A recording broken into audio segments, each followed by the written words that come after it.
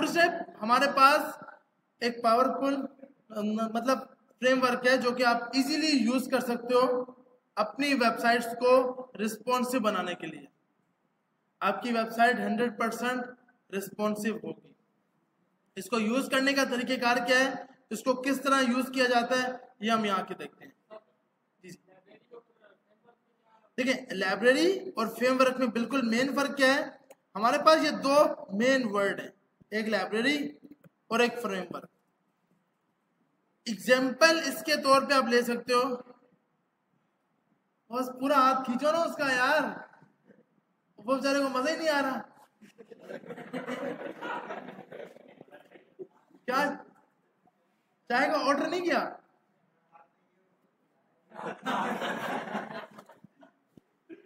तो कोशिश नहीं, समझ नहीं आ रही तो बाहर जाके हाथ को फ्रेश करके आ सकते हो। यहाँ बैठ के ये सब कुछ नहीं करना ना, और बीच में कोई है भी नहीं कि वो ट्रेनर के सामने आ जाए, बिल्कुल। अच्छा, तो यहाँ पे जाके लैब हमारे पास दो मेन चीजें होती हैं, एक होता है लाइब्रेरी और एक होता है फ्रेमवर्क। जब भी आप लाइब्रेरी की बात करते हो, आप उसको अपनी मर्जी से कस्टम बना सकते हो, आप उसके हिसाब से चल सकते हो, उसको आपके हिसाब से चलना होता है। फ्रेमवर्क आपको उसके हिसाब से चलना होता है।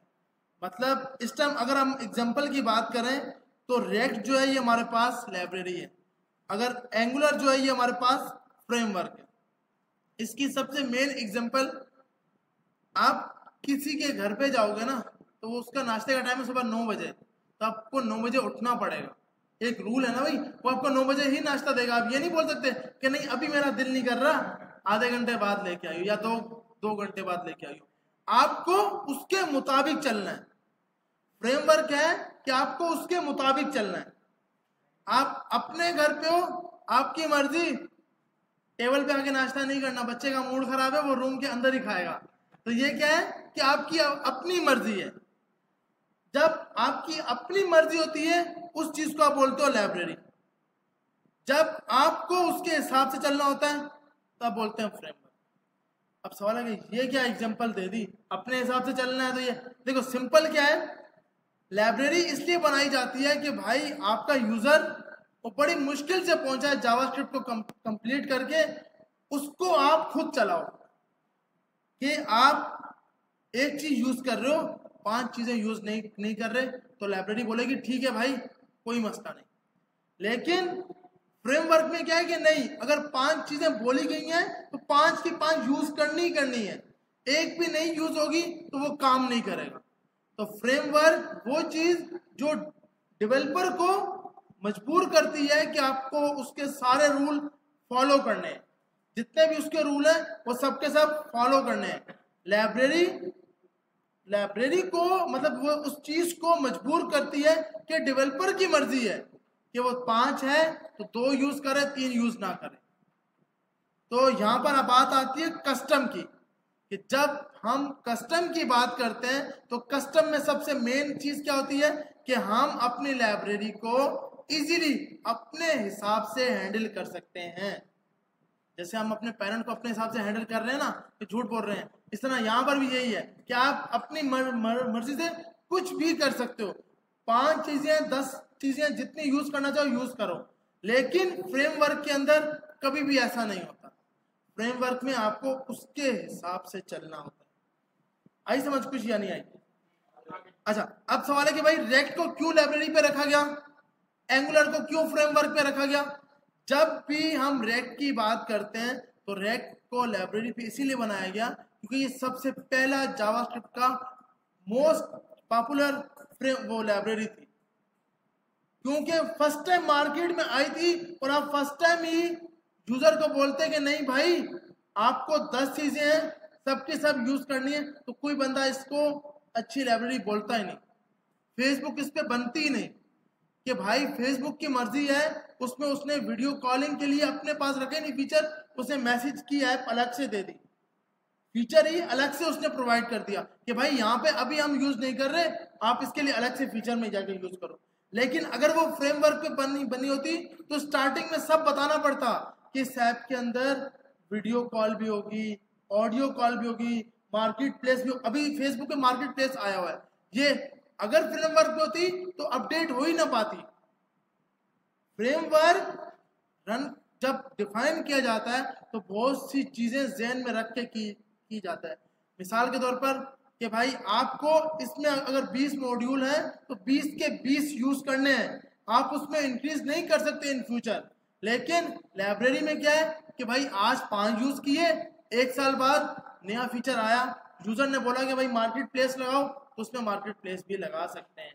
तो इस टाइम हमारे पास जो फेसबुक मैंने स्टार्टिंग में बताया था, फेसबुक रेक्ट के ऊपर बनी हुई है, और रेक्ट एक लाइब्रेरी है। लाइब्रेरी होती है यूजर अपने हिसाब से उसको यूज कर सके, जहाँ पे उसको चेंजिंग करनी है, जहाँ पे उसको अपनी कोडिंग लगानी है वहां पे वो अपनी कोडिंग लगाए, जहाँ पे लाइब्रेरी की कोडिंग यूज करनी है वहाँ लाइब्रेरी की कोडिंग यूज करें। फ्रेमवर्क में क्या है, नहीं, कुछ भी कस्टम नहीं होगा, आप सबका सब जितना भी डेटा है वो सारे का सारा फ्रेमवर्क ही उठाओगे। अब एक बंदा उसको HTML में मतलब PHP की स्क्रिप्ट लगानी नहीं है, उसको फोर्सफुली बोला जाए कि भाई स्क्रिप्ट लगाओ PHP की, तो वो बोलेगा, वो तंग आ जाएगा, अबे यार जब मैंने PHP यूज ही नहीं करनी तो मैं बार बार PHP की स्टेटमेंट लगाऊं ही क्यों। फ्रेमवर्क में होता है कि नहीं, अगर बता दिया गया तो आपको यूज करनी है लाजमी। अब कुछ फर्क समझ आया? अब हमें कोई भी लाइब्रेरी या फ्रेमवर्क से पूछे, आप उसको सिंपल जवाब दे सकते हो, जब आपको कस्टम मॉड्यूल्स बनाने हो, कस्टम एप्स बनानी हो, आप लाइब्रेरी की साइड पे मूव करोगे। आपको कस्टम नहीं बनाना, सब कुछ पहले से डिफाइन है, जो इन फ्यूचर कभी चेंज नहीं होगा, आप किस साइड पे जाओगे, फ्रेमवर्क की साइड। एंगुलर में भी कंपोनेंट्स बनते हैं, पर इन स्टार्टिंग में सब कुछ बता दिया जाता है कि स्ट्राइप यूज किया जाएगा, इसके अंदर पेमेंट हम लोग किस तरह लेंगे, एडमिन का कट कितना जाएगा, ये सब मॉड्यूल पहले से डिफाइन कर दिए जाते हैं जिस दिन वेबसाइट का स्टार्टिंग पॉइंट होता है। लेकिन रेक्ट में क्या है, इन फ्यूचर आप चेंज करते रहो, पैकेज इंस्टॉल करते रहो, अपडेट होता रहेगा। इसके लिए जो आप एंगुलर पे जो सर्व यूज करते हो NG होता है, इसके लिए NPM यूज करते हैं। दोनों में फर्क है, NG और NG के ऊपर आपके नोड नेविगेशन के लिए यूज किया जाता है कि भाई कोई चीज आप पैकेज यूज कर रहे हो, जैसे मैंने आपको बताया ना, किसी पैकेज के अंदर अगर 20 चीजें हैं तो आपको 20 की 20 डिफाइन करनी है, क्योंकि आप फ्रेमवर्क पे काम कर रहे हो। अगर वही चीज NPM पे हो तो 20 चीजें आपने यूज ही सिर्फ 2 करनी है, तो सिर्फ आपको 2 डिफाइन करनी है, 18 जो है वो आपको डिफाइन ही नहीं करना। तो ये फर्क है मेन लाइब्रेरी और फ्रेमवर्क। तो इस टाइम बूटस्ट्रैप आपके पास इजीली, आपके पास लाइब्रेरी है CSS की, आप इसको जिस तरह यूज करना चाहो उस तरह यूज कर सकते हो, आपकी अपनी मर्जी है कि आप इसके अंदर अपनी कस्टम यूज करो या लाइब्रेरी मैनेजमेंट के साथ कोई सिस्टम बना के यूज करो, तो वो आप पे डिपेंडेंट है। सही है भाई, यहां तक सब कुछ समझ आ गया। अब बूटस्ट्रैप को लगाने के लिए सबसे पहले आप यहाँ पे आओगे डॉक्यूमेंट्स में, डॉक्स के अंदर सबसे पहले आपको बोलेगा गेट स्टार्ट विद बूटस्ट्रैप। थोड़ा सा नीचे आएंगे, आपके पास एक CSS की लिंक होती है, इस लिंक को आपने कॉपी करना है, यहां पर आए, आपने एक नया फोल्डर बना लिया,